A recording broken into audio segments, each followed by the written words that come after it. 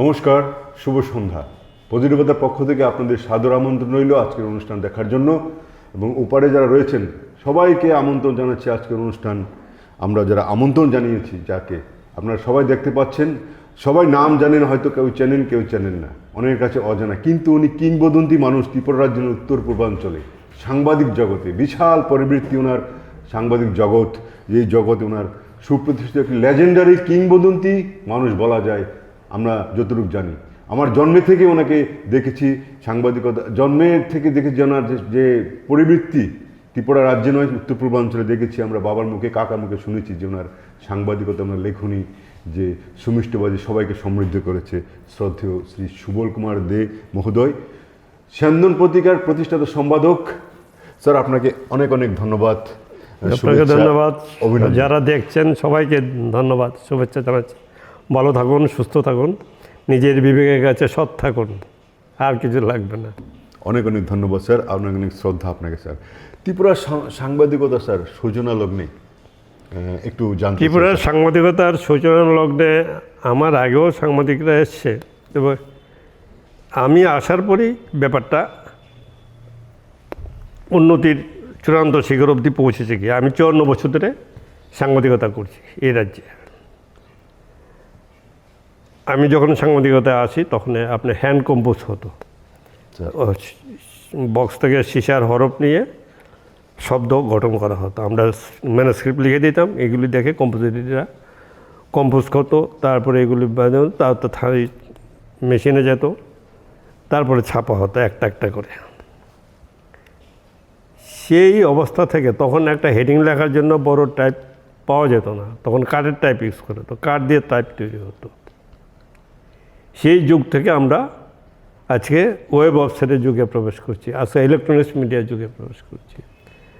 এই রাজ্যে সংবাদপত্র প্রথম দিকে জিতেনবাবু, সুকুময়বাবু, জিতেনবাবুর পত্রিকা ছিল জাগরণ, সুকুময়বাবুর পত্রিকা ছিল গণরাজ, আর একটা কাগজ সুকুময় সেনগুপ্ত, প্রাক্তন মুখ্যমন্ত্রী। আমি আছি কমল সিংয়ের একটা জনপদ, একটা পত্রিকা, এই 4-5টা পত্রিকা ছিল।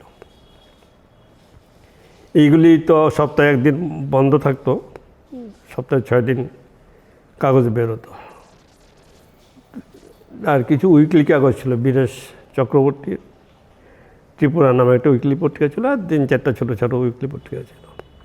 পত্রিকা যতটুকু চলতো, মানে পত্রিকা বিক্রি হতো না, পত্রিকা বাণিজ্যের জন্য পত্রিকা কেউ খোলেনি, ওদের আদর্শটা, ওদের বক্তব্যটা মানুষের কাছে পৌঁছানোর জন্য করতো। আমি যখন এলাম তখন দেখলাম এই অবস্থাটা, কারণ আমার তো তখন আমি এসেছি একটি পার্টি থেকে, ত্রিপুরা নকশাল পার্টি যেটা ছিল তার স্টেট কমিটির সেক্রেটারি ছিলাম আমি,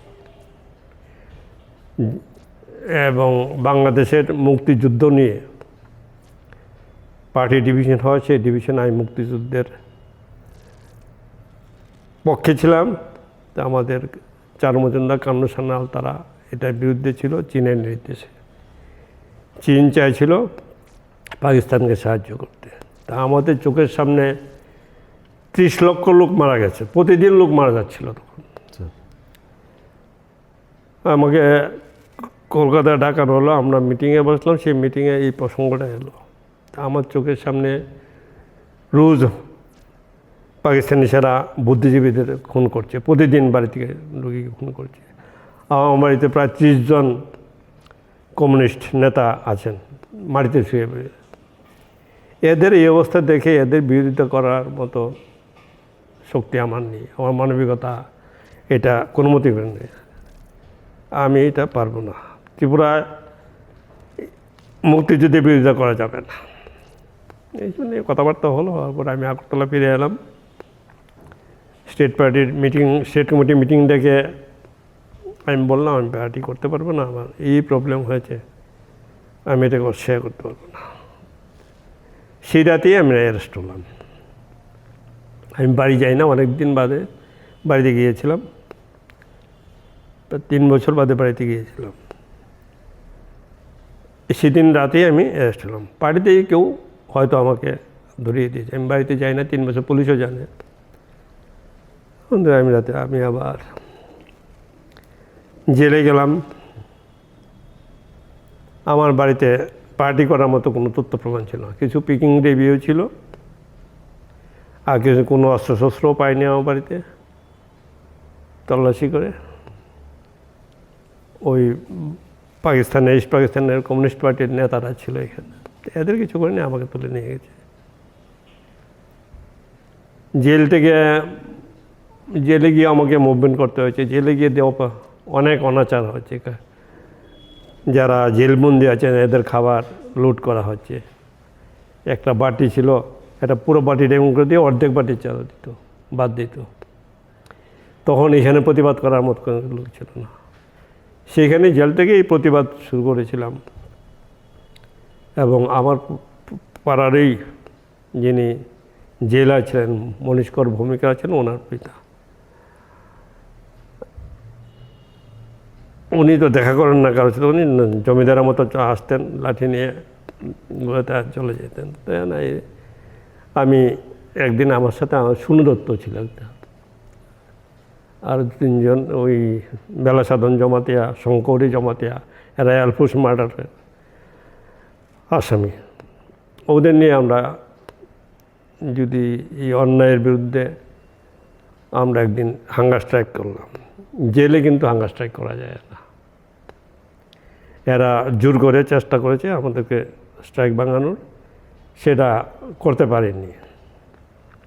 আর যিনি জেলার উনি আমাকে জানেন যে আমি নকশাল পার্টি করি, আর ওই এলাকায় থাকতে গেলে আমাকে মেনেই চলতে হবে। আমাদের এলাকাতেই বাড়ি দলেশ্বর, এই এলাকার যে একটা ক্লাব আছে, ক্লাবটা আমার তৈরি করা। তোরা উনি পাঠালেন আলোচনার জন্য। আলোচনা করতে গিয়ে বললাম, আপনি থাকবেন কালকে যখন খাবার দেবে কয়েদিদের এবং ইয়েদের আন্ডারট্রায়াল যখন তখন থাকবেন। বলা যে কী ব্যাপারটা, আমি কালকে থাকবেন না। পরদিন দুপুরে খাবার দিতে ওই এক বাটি বাদ দিত, আমি বাটিটা নিয়ে আমি দাঁড়িয়ে রইলাম। বললাম জেলার আমার সাহেবকে খবর দাও। যেহেতু ওরা আগের দিন আমার সাথে মিটিং করেছে জেলা সাহেব, তো এরা যারা কনস্টেবল ছিল তারাও ভয়ে ছিল। তো উনি আনলেন, আমি গেলাম, এই যে বাটিটা দেখেন, এটা অর্ধেক বাটিটা ইয়ে করে দেওয়া যায়, এই উদ্যোগ বাদ দিয়ে একটা লোক চলতে পারে কি না। আর এই চুরি বোধ বছরও বছর ধরছে, আমার চোখে পড়েছে এটা। দেখো তিনি বাড়িটা নিয়ে দেখলো, পরীক্ষা করে, তা আরেকটা বাটি আনিয়ে বাদ দিলেন। আমি আর একটু ব্যাপার হলো, সপ্তাহে একদিন মাংস, একদিন ডিম দেওয়ার কথা আছে জেল করে, এরা দেয় কিনা জিজ্ঞাসা করেন। তারপরে লাইব্রেরিতে যেতে পারবো না, তো দিনটা কী করে কাটাবো? আমি তো এখানে বসে চুরি চিন্তা করতে পারবো না। আমরা একটা পলিটিক্যাল পার্টি করে এসেছি, আমার এই কারণেই হচ্ছে, আমার নিজের কোনো চুরিদারি করে আমি অ্যারেস্ট হইনি। তা আমি সময়টা কাটাবো করে? জেল কোর্টে আছে, লাইব্রেরিতে যেতে দেবেন, পত্রিকা পড়তে দেবেন, জেল কোর্টে যেগুলি আছে সবগুলি পালন করতে হবে। আমি চেষ্টা করছি এগুলি করব। এই জেলে বিপ্লব শুরু হলো এইভাবে। তবে আমার বিরুদ্ধে কোনো তথ্য প্রমাণ নামে আমাকে জামিন দিতে বাধ্য হয় পুলিশ। ওনার ছেলে মনীষকর ভূমিকা উকিল, উনি কোর্ট থেকে জামিন দিয়েছে। মতিলাল দাশগুপ্ত আছেন ওনার কোর্টে, উনিও আমার খুব পরিচিত। পার্টি করার সময় ওনার বাড়িতে আমি শেল্টারে রয়েছি। জেল থেকে বেরিয়ে এসে তো কিছু একটা করতে হবে। আর এদিকে বাংলাদেশে মুক্তিযুদ্ধেরও খুব প্রচারণা চলছে। তো বাড়িতে বললাম, ও চাকরি তো করবে না তুমি জানি। ইন্ডিপেন্ডেন্ট আমি একটা ইন্টারভিউ দিয়েছিলাম মার্কিন বার্তায়, সাংবাদিকতার জন্য। হ্যাঁ, মার্কিন বার্তা। আমি তো আগেই গল্প, কবিতা, প্রবন্ধ এগুলো লিখতাম, আমার উপন্যাসও বেরিয়েছে। এই বাড়ি থেকে বললো, চাকরি যখন করবে না তো কিছু একটা করতে হবে। আমি বললাম, একটা পত্রিকা করি। তো পত্রিকা করে কী করবে? পত্রিকা তো বাদ দিতে না। আমি চেষ্টা করি না, বাড়িতে বসে থাকবো, কাজটা তো একটা কিছু করতে হবে। পড়াশোনা করো, এখন পড়াশোনার পাশাপাশি এই বাকি সময়টা কাজ করতে হবে। এই করে আমি একটা পত্রিকা বের করবো। এটা কি সেন্দন? এটাই সন্ধান। কত সালে স্যার এটা? এটা 70 সালে। 70 সালে, 1970 সালে। 70 সালে 15 আগস্ট। অনেক দিন হয়ে গেছে স্যার।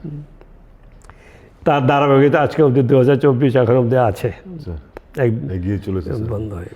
তা সাংবাদিক জগতে স্যার আপনি বর্তমানে সমাজের আমাদের সময় বর্তমান সময়ে স্যার আমার ত্রিপুরা রাজ্য নয় উত্তর পূর্বাঞ্চলে আপনি কিংবদন্তি স্যার মানুষ। আপনি উত্তর পূর্বাঞ্চলে যে সমগ্র ভারতবর্ষে আপনার সেই পরিচিতি একজন সাংবাদিক জগতে স্যার কেমন অনুভব হয় স্যার? এই না, কথাটা। এটাই জন্যই আমি এত আমরা- কষ্ট করে আমি এখনও 16 ঘন্টা 17 ঘন্টা কাজ করি। হ্যাঁ স্যার, সারা ভারতবর্ষের সাংবাদিকরা আমাকে চেনে হ্যাঁ স্যার, এবং চেনে এরকম সৎ বিবেকবান সাংবাদিক বলেই আমাকে চেনে। এই দেশ থেকে চিটফান্ডের মতো একটা ব্যবসাকে আমি গুটিয়ে দিয়েছি। এই জন্য ন্যাশনাল মিডিয়া ফাউন্ডেশন আমাকে পুরস্কৃত করেছে গোয়াটাকে নিয়ে।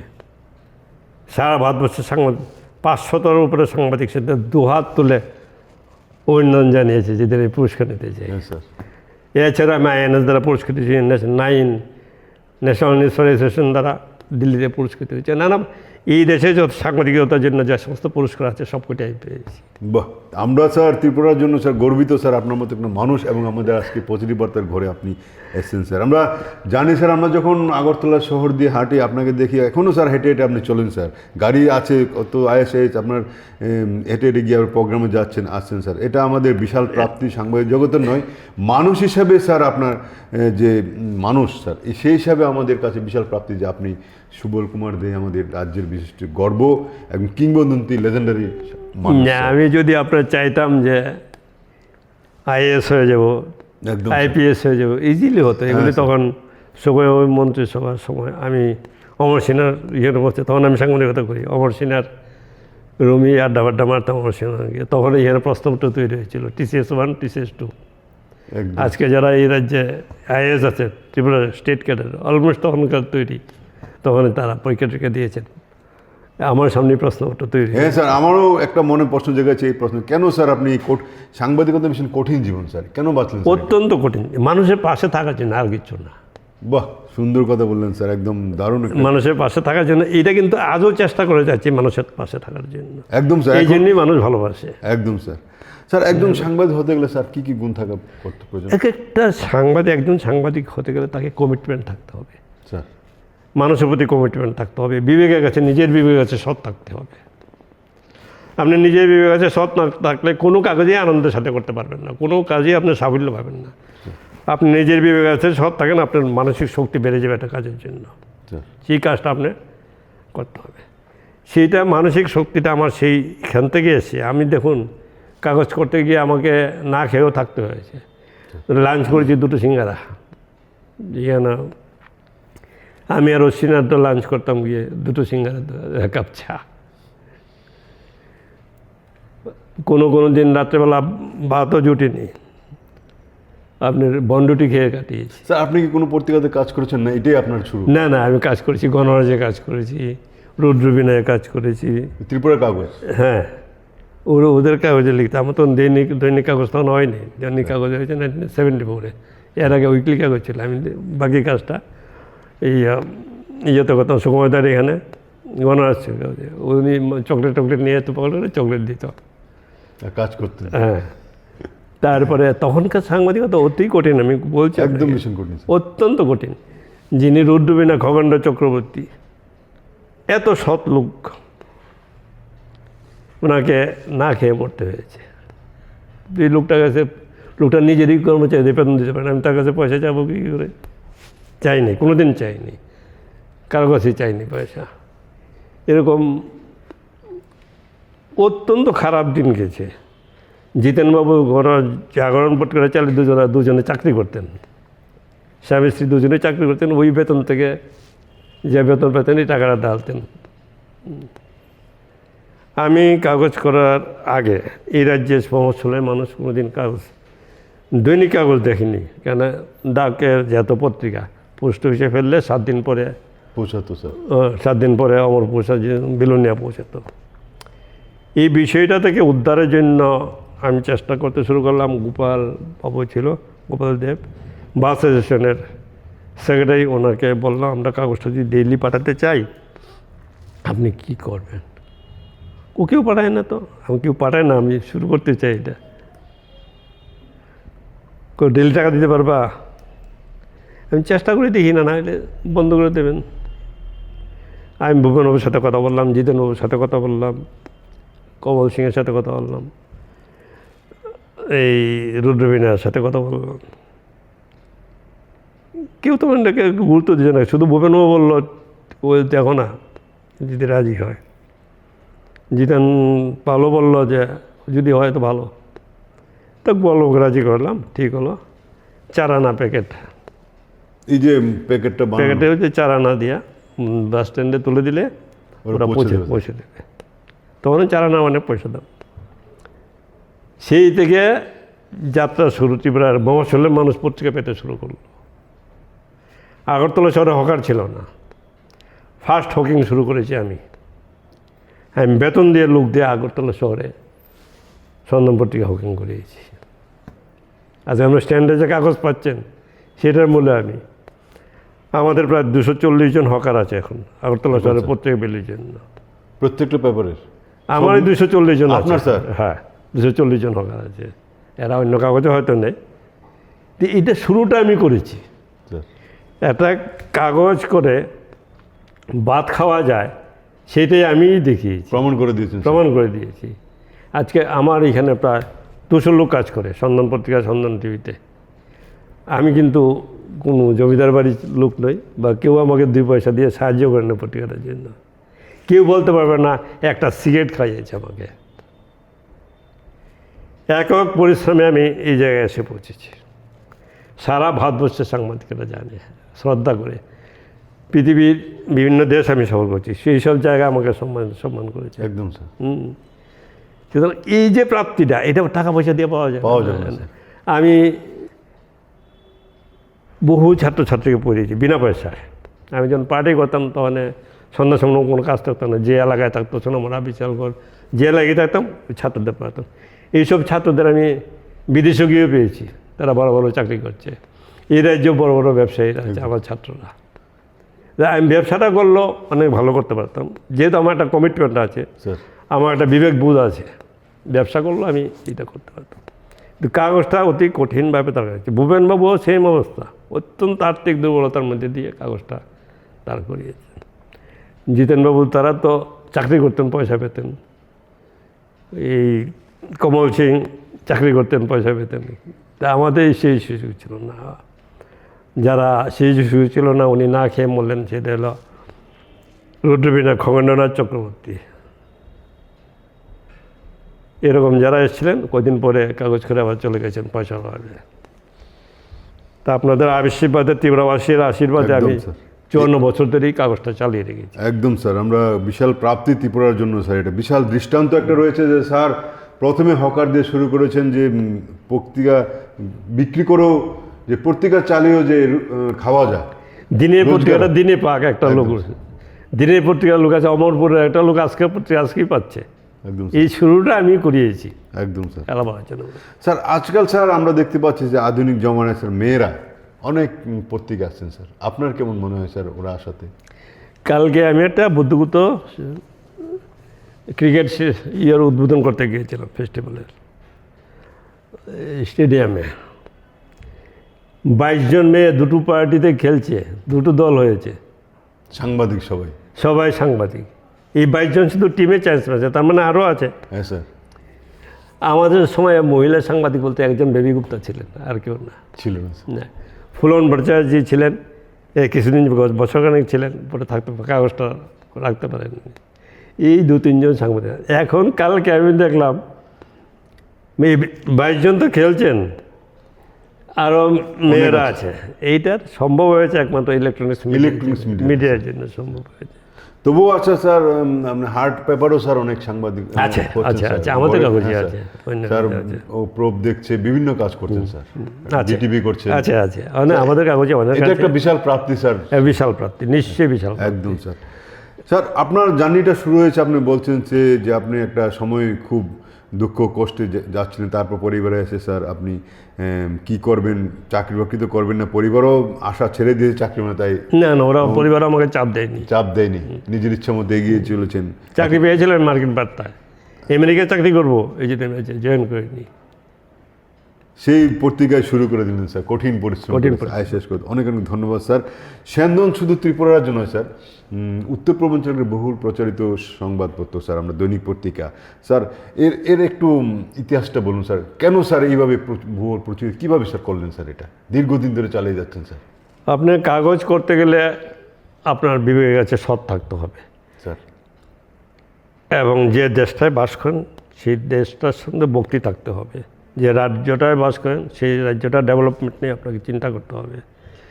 কোথায় অন্যায় হলে, আমি অন্যায়ের প্রতিবাদ করার জন্যই পার্টিও করেছিলাম, স্যার এবং অন্যায়ের প্রতিবাদ করার জন্যই সংবাদপত্র করতে এসেছিলাম। সেই যে শুরুর থেকে যে পলিসি নিয়ে কাগজটা চলছিল, আজও সেই পলিসিতে আমরা পড়তে, এই জন্যই মানুষ বিশ্বাস করে। বিশ্বাস করি স্যার। আপনি আরও 4টা পত্রিকা যায়, মহাশালের 4টা পত্রিকা যায়, আমার কাগজটা একটু দেরি হলো, মানুষ সিদ্ধান্ত নিতে অপেক্ষা করে, ওইকে সন্ধান না এলে কিছু হবে না। সন্ধান যেটা লাগলো এটাই হয়। হ্যাঁ স্যার, আপনি যে বললেন যে আপনার যে বিশ্বাস নিয়ে যে মানুষ এখনও চলছে, যেহেতু আপনি এখনও সেই সম্পাদনা কাজ করতেন স্যার এটা, এবং পরবর্তী সময়ে স্যার স্যান্দনকে আপনি কার হাতে তুলে দিতে চান স্যার? মনে জেগেছে প্রশ্ন, আমার স্যার। 2 ছেলেই সাংবাদিকতা করে।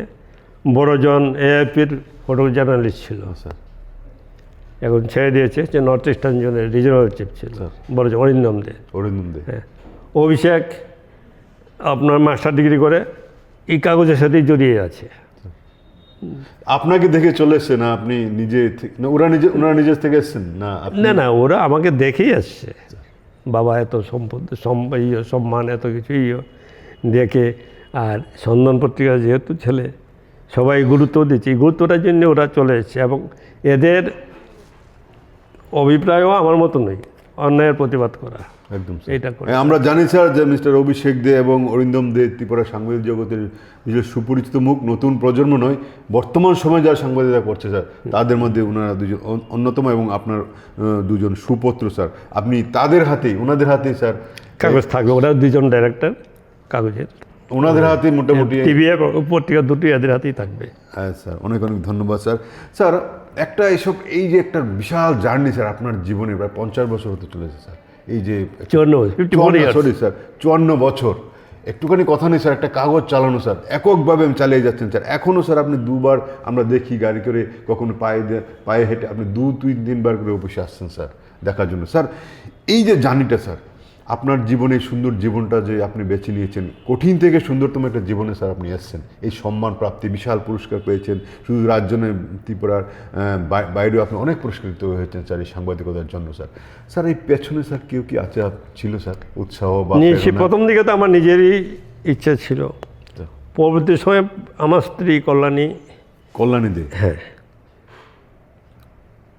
প্রতিটি পদক্ষেপে সে আমার সাথে দাঁড়িয়েছে। বেতন পেয়ে টাকার সবাই এখানে বেতন হচ্ছে না, ওই বেতন পেয়ে টাকাটা দিয়ে যেত আমাদের অ্যাকাউন্টেন্ট। উনি চাকরি করতেন? উনি চাকরি করতেন ত্রিপুরা বোর্ডে, এডুকেশন ডিপার্টমেন্টে চাকরি করতেন।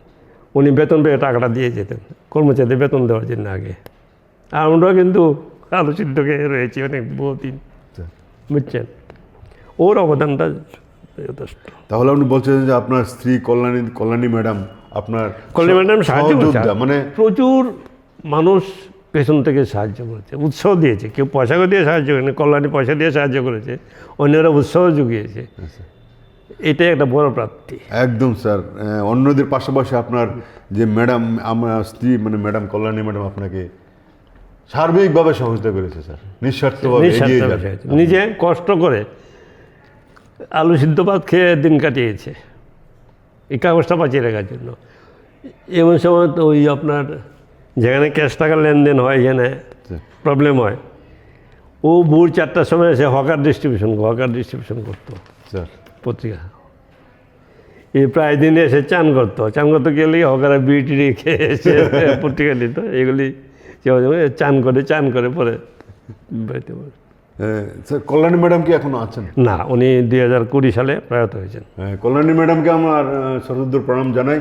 আজকে স্যার আমাদের কাছে বললেন যে উনার সর্বক্ষণের সাথে আপনি ছিলেন, আপনার আত্মীয় সৎ কামনা করছি, আমার শ্রদ্ধা প্রণাম নেবেন ম্যাডাম। স্যার একটা পত্রিকা স্যার, একজন পত্রিকার প্রতি স্যার তার যেমন আপনার ছেলে হোক যে হোক স্যার, তার দায়বদ্ধতা নেই কীরকম কাজ করা উচিত স্যার পত্রিকার প্রতি? আপনারা আপনি যদি যে স্যার দুজন ছেলেকে স্যার আপনি দিয়েছেন দায়িত্বটা, ওনার সেই দায়বদ্ধতা নিয়ে কাজ করবেন, কীরকম? আমি আশা করছি ওরা করতে পারবে, স্যার। করতে পারবে এই কারণে ওদের একটা ঐতিহ্য তৈরি হয়ে গেছে স্যার কাগজটা নিয়ে, এবং ওরা আমি দেখছি লক্ষ্য রাখছি পেছন থেকে কে কী করছে। অভিষেক কিন্তু এখনও প্রায় 16 থেকে 17 ঘন্টা কাজ করে কাগজটার জন্য। হ্যাঁ স্যার। অরিন্দমও সেই, এদের নিজস্ব সন্তান আছে, পরিবার আছে, এগুলি রেখেও কিন্তু কাজ করছে। কাজ করছে। তাহলে আপনি বলতে চাইছেন যে আপনার দিদি ছিল, আমি চলে গেলেও কাগজটা বন্ধ হবে না, এইটুকু। আপনি আশার আলো দেখছেন যে আপনার দিদি সুপুত্র মিস্টার অভিষেক দে, মিস্টার অরিন্দম দে, আশা করছি ওরা পারবে। একদম স্যার। হ্যাঁ, ত্রিপুরা রাজ্যে সাংবাদিক বর্তমান সময়ে যারা সাংবাদিক রয়েছেন, মিস্টার অভিষেক দে, মিস্টার অরিন্দম দে সুপরিচিত মুখ আমরা জানি। স্যার বললেন যে ওনার দুই সুপুত্র সেন্দন পত্রিকা এগিয়ে নিয়ে যাবে সুন্দরভাবে, আপনি যেভাবে চালিয়েছেন। আমি চলে গেলেও বন্ধ হবে না কাগজ। আপনি তাহলে ভীষণ খুশি স্যার ওনাদের উপর? নিশ্চয়ই খুশি, নিশ্চয়ই ওদের উপর বিশ্বাস করেই তো দিয়ে দেখেছি, আমি পেছন থেকে দেখছি। একদম স্যার, অনেক অনেক ধন্যবাদ স্যার আপনাকে। স্যার একটা বই বেরিয়েছিল স্যার, দ্রোহকাল। এটা কি স্যার আপনার সম্পাদনা না নিজের লেখা স্যার? নিজের লেখা। দ্রোহকাল আনটোল্ড স্টোরি। একদম যে পরিমাণ অনাচার আমার বিরুদ্ধে হয়েছে তার কিছু অংশ তৈরি করে দিয়েছে। মানে চিন্তা করতে পারে না, মানে আমি দেখে আমার মানসিক শক্তি আছে দেখে আমি টিকে পেয়েছি। কেউ চিন্তা করতে, আমার বিরুদ্ধে 160টি মামলা করেছে সিপিএম সরকার। স্যার স্যার এটার মধ্যে বইটা পড়ে আমরা দেখেছি স্যার, এটার মধ্যে অনেক কিছু আছে, একটা দলিলের মতো স্যার। ত্রিপুরার পটভূমি এটা বের করেছে সম্ভবত জ্ঞান। আমার কাগজে বিজ্ঞাপন বন্ধ করতে 3 কোটি টাকা খরচ করেছে মানিক সরকার, হ্যাঁ স্যার, সুপ্রিম কোর্টে। হ্যাঁ, এরকম বহু ঘটনা আছে এগুলির মধ্যে। হ্যাঁ স্যার, আমরা বইটা দেখেছি, সম্ভবত জ্ঞান বিচিত্র স্যার বইটা বেরিয়েছে স্যার, বেরিয়েছে তারই তো প্রকাশ করেছে স্যার। এই বইটা আমরা দেখেছি স্যার, এটার মধ্যে ত্রিপুরার সেই যুগের পটভূমি নানান কথাবার্তা আসছে স্যার। একটা একটা দলিল, মানে আপনার ব্যক্তিগত জীবনও হতে পারে, কিন্তু এটা একটা দলিল স্যার আমরা মনে করবো। হ্যাঁ, বইটা যারা সংগ্রহ করেননি আপনারা দেখে নেবেন। স্যারের জীবনী হলো সেই বইটা একটা দলিল হিসাবে আমরা জানি যে দ্রোহকাল জ্ঞান বিচিত্র প্রকাশনা। ধন্যবাদ স্যার। স্যার গণরাজ চৌমুনি যে একটা চৌমুনির নাম হয়েছে স্যার, এটা কি সেই গণরাজ পত্রিকা থেকে? হ্যাঁ, সময়বাবুর গণরাজ পত্রিকা চৌমুনি নামটাই হয়েছে গণরাজ পত্রিকা থেকে। স্যার আপনার আরেকটা এই প্রসঙ্গ, এই সুময়দার নামে আমি চেষ্টা করেছি রাস্তাটা করে দেওয়ার জন্য, এবং সুকুমার সেনগুপ্ত সরণি বলে একটা রাস্তা হয়েছে স্যার, দেখতে পাচ্ছি। আর একটা দেখবেন খুব সহজেই, সেটা হলো আরেক প্রবীণ সাংবাদিক জিতেন্দ্র পাল, ওনার নামে একটা রাস্তা হচ্ছে। এটা মোটামুটি আমরা এগিয়ে গিয়েছি সাংবাদিকরা। এই রাস্তাটা হবে জিতেনবাবুর যে প্রথম প্রেসটা ছিল শ্রীকৃষ্ণ মিশনের পাশে গলিটা, এই গলিটা। বাহ, অনেক অনেক ধন্যবাদ স্যার। স্যার একজন সম্পাদক হিসাবে যে একটা পত্রিকার পরিবার স্যার, একটা পরিবার সহকর্মী, একটা প্রোডাকশন বই থেকে শুরু করে যারা সাংবাদিক প্রোব দেখেন, বিভিন্ন খবরাখবর লেখেন, লেখালেখি করছেন, সবাইকে নিয়ে স্যার একটা পরিবার। নিশ্চয়ই স্যার একজন সম্পাদকের কি কর্তব্য স্যার তাদের প্রতি? আপনার পরিবারের আপনি স্যার, আপনার ক্ষমা করবেন স্যার, আপনি আমাকে পেয়েছি আজকে, আপনি ত্রিপুরা রাজ্যের কিংবদন্তি মানুষ, সাংবাদিক জগতের নয়, শুধু লেখালেখির জগতে স্যার। তাই প্রশ্ন স্যার জানতে ইচ্ছে করছে স্যার। না, আপনি যেমন পরিবারের হেড, স্যার তাহলে আপনি কি চাইবেন? পরিবারটা সুশৃঙ্খলভাবে চলুক। একদম স্যার। হ্যাঁ স্যার আমি সেই কাজটাই করি। প্রত্যেকে আমার বন্ধুর মতো আছে, কর্মচারী যারা পত্রিকায় কাজ করেন, সেই কম্পিউটার সেকশনে হোক, নিউজ সেকশনে হোক, বা আদার্স অ্যাকাউন্ট সেকশনে, বর্ণ সেকশনে হোক, সবাই আমার বন্ধু এইখানে। স্যার কারো কোনো ভুল হলে তাকে আমি গালিগালাজ করি না, আমি বলি যে তুমি এই জায়গাটা ভুল করে, দ্বিতীয়বার করবে না। প্রত্যেকে এটা থেকে শিক্ষা নেয়, দ্বিতীয়বার সেই ভুলটা করেন না। এইটা নির্ভর করে প্রতিষ্ঠান পরিচালকদের উপরে। প্রতিষ্ঠান পরিচালক যদি মনে করে ধমকে চাকরিচ্যুত করে ইয়ে করবে, তাহলে উনি সাকসেস হবেন না। আমি এটা করতে দিই না, কেন আমি সেই মানুষের পাশে থাকার ইচ্ছা নিয়ে। আমি একটা লোকরে ভুল করতে পারি, মানুষ মাত্রই ভুল হয়, বলে জন্য আমি তাকে ছাঁটাই করতে পারবো না, বেতন কাটাও ঠিক হবে না, আমি কাজটা করি না। একদম স্যার, অনেক অনেক ধন্যবাদ স্যার। স্যার ত্রিপুরা স্যার আপনার চোখে, আপনি 54 বছর ধরে সাংবাদিকত্ব করছেন ত্রিপুরা রাজ্যে স্যার। তার আগে স্যার আপনি ভীষণ স্ট্রাগল, আপনি সংগ্রামী ছিলেন, সেই সময় থেকে শুরু করে বর্তমান সময় পর্যন্ত ত্রিপুরার সার্বিক উন্নয়ন, স্বাস্থ্য, রাস্তাঘাট, কি হয়েছে স্যার আপনার চোখে একটু জানতে চাই স্যার আমরা। প্রচুর উন্নয়ন হয়েছে, প্রচুর। স্যার 300 কোটি টাকা দিয়ে শুরু হয়েছিল শচীনদার আমলে প্রথম সরকার। বাজেট? হ্যাঁ, কেন্দ্র সরকার যে বাজেটটা দেয় স্যার 300 কোটি টাকা বাজেট দিয়ে শুরু হয়েছিল। আচ্ছা, কত হাজার কোটি টাকা আমরা পাই? অনেক স্যার। আর ত্রিপুরায় যেমন কোনো জায়গা নেই, পিচের রাস্তা হয়নি। স্যার আমি যখন পার্টি করতাম তখন সারা রাজ্য ঘুরতাম, অধিকাংশ রাস্তা মাটির রাস্তা ছিল, হাফ পিচ ছিল, এমনি কংক্রিট দেওয়া রাস্তা ছিল, সব রাস্তা পিচের রাস্তা হয়েছে। এই রাজ্যে মেডিকেল কলেজ হবে কেউ চিন্তাও করতে পারেনি। স্যার এখন 4টে মেডিকেল কলেজ। আমি বলছি 2টো মেডিকেল কলেজ আমার জন্য পালিয়েছে। সেটা হলো জিনেট, ওরা শুরু থেকেই দুষ্টামি করছিল, টাকা পয়সা লোন নিয়ে ফেরত দিচ্ছিল না, কর্মচারীতে বেতন দিচ্ছিল না, সরকার থেকে টাকা নিয়েছে, সেই টাকা ফেরত দিচ্ছে। ওইটা অনেক লেখালেখির পরে ওরা পালিয়ে গেছে। আর এটা ছিল আপনার প্রথম দিকে এসেছিলো একটা, নামটা আমি ভুলে গেছি, ওরাও সেই ধান্দা নিয়ে এসেছিল, ওটা পালিয়ে গেছে। পরে আমাদের ত্রিপুরা মেডিকেল কলেজ, যেটা এখন 2 নম্বর মেডিকেল কলেজটা, আফানিয়া যেটা আছে। হাঁপানিয়া যেটা, এইটা আমাদের চাপে, বিশেষ করে সন্ধান পত্রিকার চাপে সরকার নিজে হাতে নিতে বাধ্য হয়েছে, বাধ্য হয়ে সরকার চালাচ্ছে এখন। এই 2টো সরকারি কলেজ আছে। আমাদের রাজ্যে আরেকটি মেডিকেল কলেজ এসছে, Tripura Santiniketan college. Santiniketan medical college. ওনারও ভালো পরিকাঠামো আছে আমি শুনেছি ওয়েস্ট বেঙ্গলে। ওয়েস্ট বেঙ্গলে আমার যারা বন্ধুবান্ধব আছে তারাও বলছে ওরা পরিকাঠামো আছে। তো একটা রাজ্যে 3টে-4টে মেডিকেল কলেজ, ডেন্টাল কলেজ একটা ডেন্টাল কলেজ অলরেডি হয়ে গেছে। অ্যাপোলো আসতে চেয়েছিল, আমার সাথে কথা হয়েছে, ডাক্তার মানিক শাহ সাহেব তার কথা হয়েছে। তা আমরা এইমসেরও একটা চেষ্টা চরিত্র করছে সরকার। কারণ ডেভেলপমেন্টের কাজের জন্য সবাইকে সহযোগিতা করতে হবে। আমরা খারাপ দেখলে নিশ্চয়ই অপোজ করব, একদম স্যার। কিন্তু যখন উন্নয়নের মুখী দেখব নিশ্চয়ই তাকে সাপোর্ট করব। একদম স্যার, অনেক অনেক ধন্যবাদ স্যার আপনাকে। স্যার একজন পত্রিকা স্যার, আপনি স্যার একটি পত্রিকার পাশাপাশি একটি ইলেকট্রনিক্স মিডিয়া সন্দন টিভিও চালাচ্ছেন স্যার। আমাদের সন্দন টিভি আছে, সন্দন ডিজিটাল পত্রিকা একদম আছে, সন্দন প্রিন্টেড পত্রিকা আছে। স্যার এত এনার্জি আপনি কোথা থেকে পাচ্ছেন স্যার? বললাম আমার তো এই সোসাইটিতে আমার কিছু পাওয়ার নেই, স্যার বুঝছেন, মানুষ যে ভালোবাসে এইটা আমার এটাই এনার্জি, ভালোবাসে। এটাই ভালোবাসে। স্যার আপনি অনেক দেখলেন রাস্তা বেরিয়ে গেলে 5জন লোকের 3জন লোক আমাকে হয় দাদা বলবেন, নাহলে স্যার বলবেন, কেমন আছেন, হ্যাঁ এইটুকু কেউ পায় না, বুঝছেন। এই সময়ে তো পায় না, এই সময়টা হয়ে গেছে মানুষ নিজের স্বার্থ ছাড়া অন্যের স্বার্থে চিন্তা, অন্যের বিষয়ে চিন্তা। আপনারা যারা আমাদের অনুষ্ঠান দেখছেন, পজিটিভতার পর্দার উপরে চোখ রেখেছেন আমাদের পর্দায়, আপনারা স্যার বললো যে স্যার দীর্ঘদিন 54 বছর হয়েছে স্যারের যে হার্ড পাবলিক সন্দন পত্রিকা চলছে, পাশাপাশি একটি ইলেকট্রনিক্স মিডিয়া স্যারের চলছে। দুটি কিভাবে চালাচ্ছে, এত বড় একটা পরিবার, বিশাল পরিবার, আর ডিজিটাল একটা আছে, তিনটে কিভাবে চালাচ্ছে? ডিজিটাল পত্রিকাটা সারা বিশ্বের বাঙালিরা বিশ্বের বাঙালিরা দেখেন স্যার।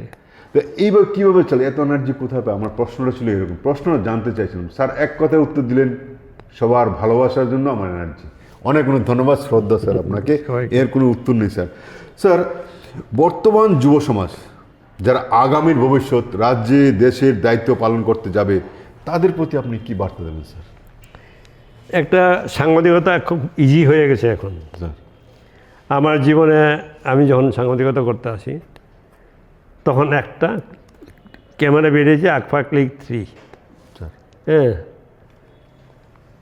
160 টাকা ক্যামেরা দাম, আমরা 4 জনে মিলে একটা ক্যামেরা কিনেছিলাম কলেজে পড়ি সময়। 4 জন মিলে একটা ক্যামেরা? হ্যাঁ, 160 টাকা 4 জন মিলে। আপনার আজকে যে জায়গায় এসে পড়ছে, আমাদের পত্রিকা পড়তে গেলে আমরা আজকে কিছু একটা ঘটনা ঘটলে কালকে আপনাকে খবরটা দিতে পারবো, কালকে আপনাকে ছবিটা দিতে পারবো। একদম স্যার।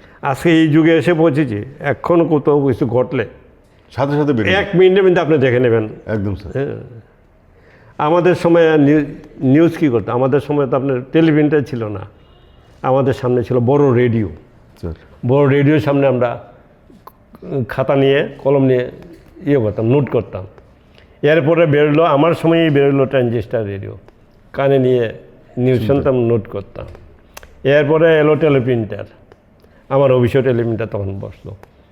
এরপরে এলো ব্ল্যাক অ্যান্ড হোয়াইট টিভি, সেটা সূচনা আমি আর ইন্দিরা গান্ধী করি স্যার নয়াদিল্লি প্রগতি ময়দানে। সেদিন নর্থ ইস্ট থেকে আমরা একটা টিম যাচ্ছে, ন্যাশনাল ট্যুরে গিয়ে নিয়ে গিয়েছিল ভারত সরকার, এই টিমে আমিও ছিলাম। ত্রিপুরা প্রতিনিধি হিসেবে আমারই প্রথম ইন্টারভিউটা নেই, বাহ। যেদিন ভারতবর্ষে প্রথম টিভি চালু হলো, ব্ল্যাক অ্যান্ড হোয়াইট টিভি চালু হলো।